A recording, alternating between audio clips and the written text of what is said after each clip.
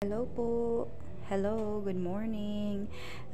Ipapa-appraise po natin itong Cartier design na earrings na ito na 2.9 grams na nabili ko sa Cebuana. Ipapa-appraise ko ito sa Palawan Pawn Shop. Tingnan natin kung magkano na nga ba ang tanggap nila nito. Itong Cartier design earring. Okay. So, see ya.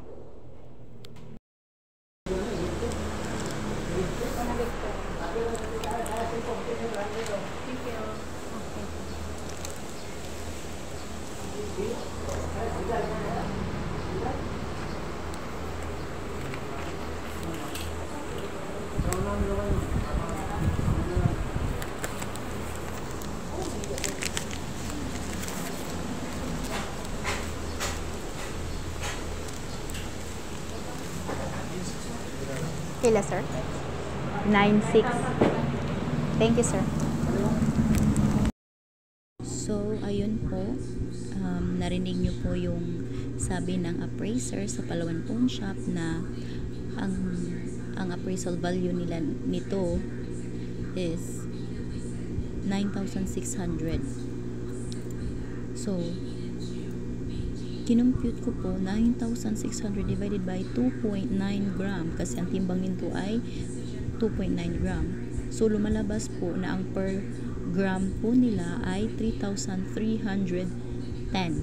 Opo, 3,310 per gram na ang 18 karat nila.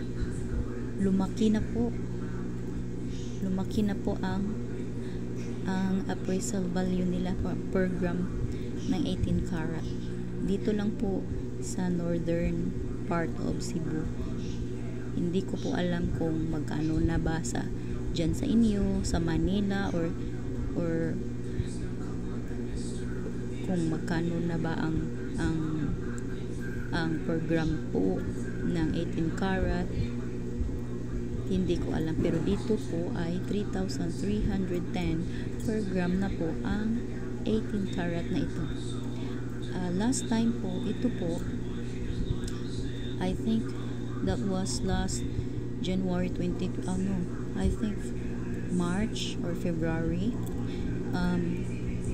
Ina-appraise ko po ito sa Palawan Pawn Shop na malapit lang po dito sa amin. Kaso, sabi nila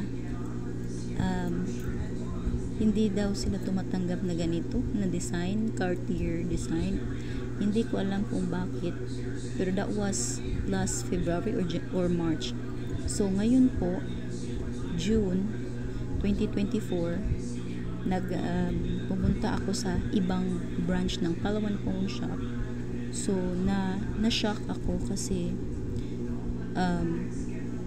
tinatanggap na nila ang ganitong design at tumaas na rin po ang per gram ng 18 karat sa sanglaan, at ito ay 3,310 per gram. So, at ang bili ko nito ay 9,802. So ngayon June 2024, ang tanggap nila sa 18 karat na ito ay 9,600, 2.9 gram po ito. 9,600 ang appraisal value. So, lumaki na po talaga ang per gram po sa kanilang 18 karat. So, I'm happy to share this one to you. So, update lang sa susunod. Mag-update ako sa susunod po na video. By the way, ito pala ay nasangla ko po ito last, I think February. Nasangla ko po ito sa RD Pawn Shop. Ang tanggap po nila ito ay 7,400. Napakababa talaga. So, pero kasi hindi kasi nila tinanggap ito sa Palawan Pawn Shop dati or before. So ngayon, June 2024 na-surprise ako kasi sabi ng appraiser ay 9.6 po ang appraisal value na ito. So I'm happy na akala ko wala nang hindi na nila tinatanggap ang mga Cartier design sa Palwan Pawn Shop. So, thanks for watching. Salamat po sa inyo na